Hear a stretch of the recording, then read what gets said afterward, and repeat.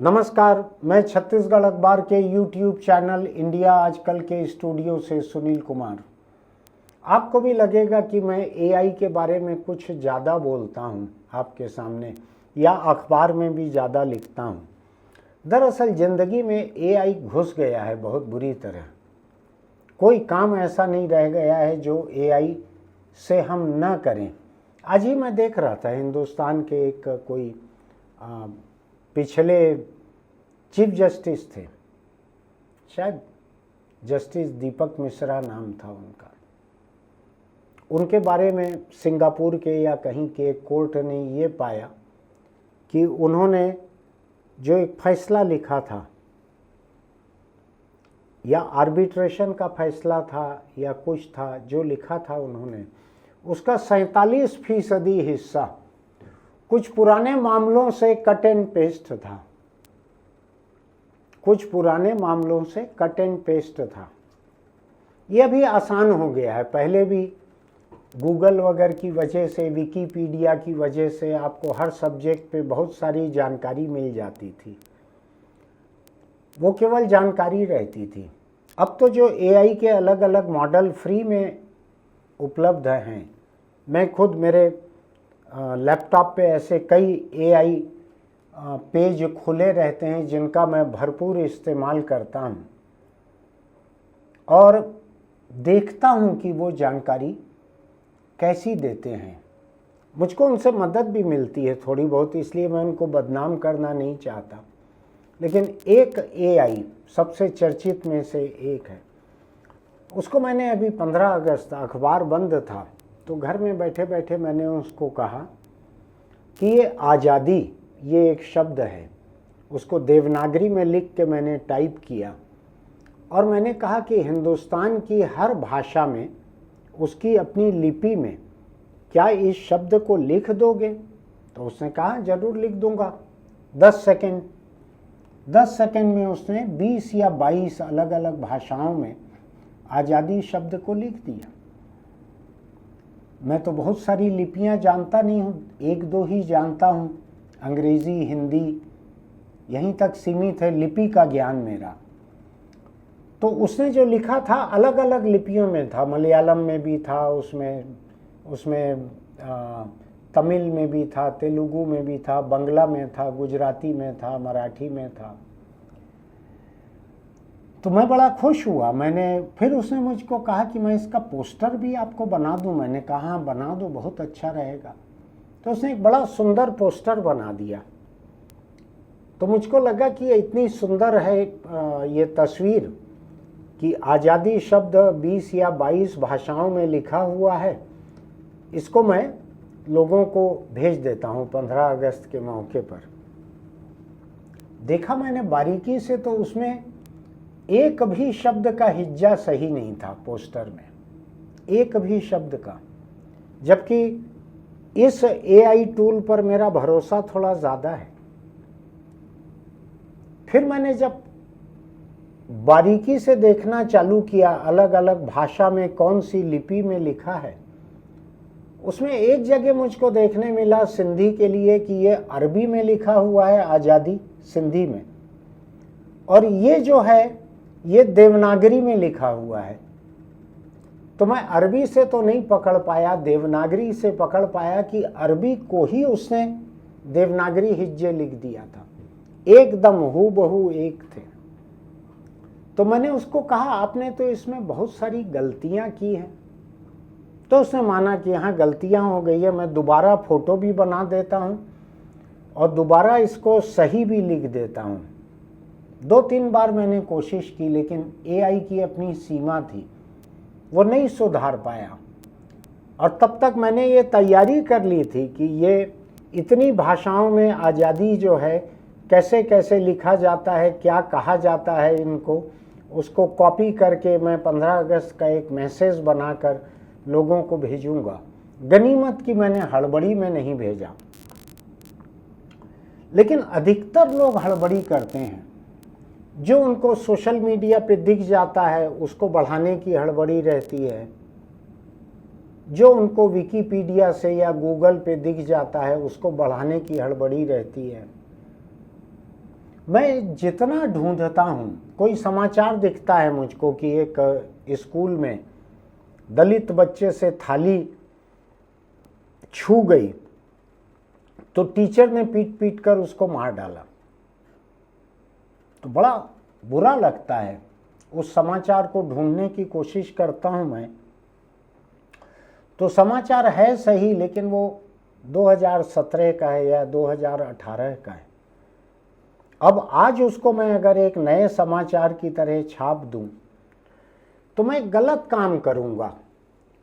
तो जब भी ऐसा कुछ मुझको देखने मिलता है मैं उसको ढूंढने की कोशिश करता हूं, और कई तरह की गलतियां मुझको गूगल जैसे जो ब्राउज़र हैं उनके वहाँ भी सर्च करने से, विकिपीडिया पे सर्च करने से गलतियाँ मिलती हैं, और जो ग्रोक या चैट जीपीटी या जेमिनी या मेटा इस तरह के जितने टूल्स हैं इन पे भी कुछ काम करने पे ढेरों गलतियाँ मिलती हैं, ढेरों गलतियाँ।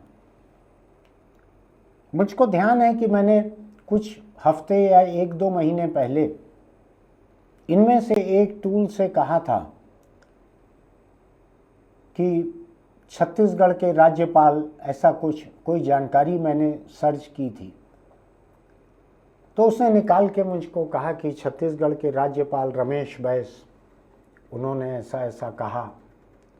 तो मुझको सुधारना पड़ा उसको कि रमेश बैस तो छत्तीसगढ़ के ही हैं, ये अभी महाराष्ट्र के राज्यपाल थे, वहाँ से रिटायर हो गए हैं, ये छत्तीसगढ़ के राज्यपाल कभी भी नहीं रहे, आपने जानकारी गलत दी है। तो उसने हाँ कहा, वाह मुझसे बहुत बड़ी गलती हो गई थी, मैं अब सुधार कर आपको देता हूँ, छत्तीसगढ़ के राज्यपाल डॉक्टर रमन सिंह। फिर मुझको बतलाना पड़ा कि भाई डॉक्टर रमन सिंह छत्तीसगढ़ के भूतपूर्व मुख्यमंत्री हैं, वर्तमान विधानसभा अध्यक्ष हैं। ये जरूर है कि उनके कहीं कहीं के राज्यपाल बनने की अफवाहें 5 साल से चल रही हैं, लेकिन बनाया नहीं गया है उनको कहीं, यहाँ विधानसभा अध्यक्ष हैं। फिर मैंने उसको सुधारा, फिर मैंने कहा कि छत्तीसगढ़ के राज्यपाल फलाने हैं, उनका नाम बताया। तो उसने दर्ज किया, उसने कहा कि अब अगले बार से मुझसे चूक नहीं होगी। तो मैं ये बात इसलिए कह रहा हूं आपसे कि मैं खुद तो आर्टिफिशियल इंटेलिजेंस को भरपूर इस्तेमाल करता हूं, लेकिन मुझको सावधानी बड़ी बरतनी पड़ती है। मैंने एक बड़े जानकार एआई के बारे में, एक बड़े जानकार का इंटरव्यू पढ़ा। वो किसी पश्चिमी देश के थे, एआई के बड़े जानकार थे। तो उन्होंने कहा मुझको जो काम करना रहता है एआई से, उसको मैं पहले एक एआई से काम करता हूँ, निकाल लेता हूँ जानकारी, लिख लेता हूँ, सुधार लेता हूँ। उसके बाद उसको टेक्स्ट को कॉपी करके मैं दूसरे एआई पे डालता हूँ कि इसको ज़रा जांच के बताएं सही है या नहीं। इसके बाद मैं तीसरे पे डालता हूँ कि मुझको बतलाएं कि ये ठीक है या नहीं है। तो वो 3 बार फिल्टर करके, 3 बार रिक्रिएट करके, 3 बार लिखवा कर अलग अलग एआई से, उसके बाद तुलना करते हैं खुद भी कि इनमें से किसकी बात सही है, कौन सी अटपटी लग रही है। फिर एआई से परे भी कुछ चीज़ों को सर्च करते हैं, जांच करते हैं। ये मैं इसलिए कह रहा हूँ आपको कि मैं, आप तमाम लोग एआई का इस्तेमाल बढ़ाते चल रहे हैं, इसलिए हमको सावधान भी रहने की ज़रूरत है कि एआई एक औजार है। अब ये औजार कितना अच्छा काम करेगा, कितना नहीं करेगा, ये इस पर भी निर्भर करता है कि आप उसको क्या कमांड देते हैं। आपकी कमांड से भी वो सीखता है, आपके सवालों से भी एआई सीखता है या सीखती है। इंटेलिजेंस कोई मर्दाना हो ऐसा ज़रूरी नहीं है। तो ध्यान रखिएगा, अभी तक आप गूगल पे है, ये तो सोशल मीडिया पे आया था। एक समाचार के बारे में मेरे कैमरा पर्सन ने अभी मुझसे कहा, जो जर्नलिज्म किए हुए हैं, उन्होंने कहा कि ये अखबार में समाचार है तो सही होगा। मैंने कहा वो दिन लद गए जब अखबारों के हर समाचार सही होते थे। अब जरूरी नहीं है कि हर समाचार सही हो। क्योंकि अखबार खुद सोशल मीडिया से लेके छाप दे रहे हैं, कहीं और से निकाल के छाप दे रहे हैं।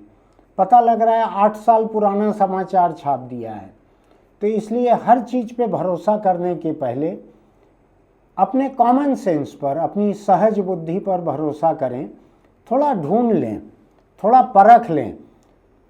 क्रॉस वेरिफिकेशन जो कहते हैं, 2 अलग अलग इंडिपेंडेंट सोर्सेस से उसको क्रॉस वेरीफाई कर लें। मैं तो चाहूँगा कि अगर आपको AI औजारों का इस्तेमाल करना है तो दोनों तीनों में अपने सवाल डालिए, उनके जो जवाब आते हैं उनकी एक कॉमन फाइल बनाइए, उनको तीनों पे डाल दीजिए कि मुझको ये 3 अलग अलग जवाब मिले हैं, इनको मिला के आप बताइए कि सच क्या है, सही क्या है। तो हो सकता है तीनों मिल के फिर आपको एक सही तरफ ले जाएं। तो मैं बस यही छोटी सी बात कहने के लिए आज आपके बीच आया हूँ कि जितने तरह के औजार हमको हासिल हैं उनका इस्तेमाल करते हुए सावधानी हमको बरतना है। कोई भी औजार आर्टिफिशियल इंटेलिजेंस का कम से कम अभी तक हमारी समझ से ऊपर अभी नहीं गए हैं, चले जाएंगे किसी भी दिन, हो सकता है किसी प्रयोगशाला में चले भी गए हों। लेकिन सावधानी बरतिए, अपनी अकल को मत छोड़िए। अपनी अकल से अधिक chat GPT, Gemini, Grok, Meta, अपनी अकल से ज़्यादा भरोसा इनके ऊपर मत कीजिए, इस्तेमाल भरपूर कीजिए। ये सब औजार हैं। एक समय कैलकुलेटर जब आया तो कुछ बुजुर्ग लोग कहते थे ये बेकार है, ये इसके बाद पहाड़ा सीखने की आदत खत्म हो जाएगी। अब समझ में आया पहाड़ा वहाड़ा जो है अब ये पुराना हो गया है। दुनिया के 99.9999% कैलकुलेशन जो हैं वो कैलकुलेटर से हो जाते हैं। ये एक अलग बात है कि मैंने अभी चीन के कुछ ऐसे बच्चों को देखा जिनको बहुत सारी संख्याओं का जोड़, घटाना, गुणा, भाग दे दिया गया और वो केवल हवा में उसको कैलकुलेट करके आखिरी में कागज पे लिख के बतला दे रहे हैं। तो लोग ऐसा भी करते हैं। फिलहाल एक छोटी सी बात को लेकर आपके बीच आया था कि आर्टिफिशियल इंटेलिजेंस के जितने औजार हैं उनका समझदारी से इस्तेमाल कीजिए, सावधान रहिएगा। फिर मिलेंगे। आपको अगर हमारे वीडियो अच्छे लगते हैं तो हमारे YouTube चैनल इंडिया आजकल को सब्सक्राइब कीजिएगा, लाइक कीजिएगा, नोटिफिकेशन की बटन दबाइएगा, इसको दोस्तों को भी भेजिएगा। कमेंट बॉक्स में लिखिएगा कि ये जानकारी आपके काम की है या नहीं है। और एक बात चलते चलते कि आप अगर दोपहियों पर चल रहे हैं तो हेलमेट लगा कर रखिए, उसका बेल्ट भी नीचे बांध कर रखिए। अच्छे क्वालिटी का हेलमेट लगाइए। हिंदुस्तान में है तो ISI ब्रांड का, ISI मार्के का ऐसा हेलमेट लगा कर रखिए ताकि किसी हादसे की हालत में सिर आपका फटने से बचे। पूरा बदन तो हेलमेट नहीं बचाता, लेकिन सबसे नाजुक हिस्सा सिर है। किसी हादसे की हालत में आपका सिर बच सकता है। और कल ही एक दुर्घटना हुई है छत्तीसगढ़ के राजनांदगांव जिले में। इंदौर कहीं से आ रहे और शायद जगन्नाथपुरी तीर्थ यात्रा को जा रहे 6 लोग थे एक गाड़ी में। 6 की मौत हो गई है। ड्राइवर बच गया है, जिसने शायद सीट बेल्ट लगाया होगा तो गुब्बारा खुल गया कार का, तो ड्राइवर बच गया है। मुझको लगता है कि गाड़ी में 6 लोग और थे ड्राइवर के अलावा, तो ड्राइवर के बगल के सीट पे कोई बैठे होंगे, लेकिन नहीं बचा कोई। तो शायद उन्होंने सीट बेल्ट नहीं लगाया होगा, गुब्बारा नहीं खुला। बुरा लगता है देखकर, कार चकनाचूर, जवान लोग सब ऐसे मरे पड़े हैं, 6 लोग। खराब लगा देखकर। अगर आप कारों में, बड़ी गाड़ियों में चलते हैं तो सीट बेल्ट लगा कर चलिए। उस ड्राइवर को देखिए, सीट बेल्ट के कारण गुब्बारा खुला और वो ड्राइवर बच गया। दोपहियों पर चलते हैं तो हेलमेट लगा कर रखिए। फिर मिलेंगे।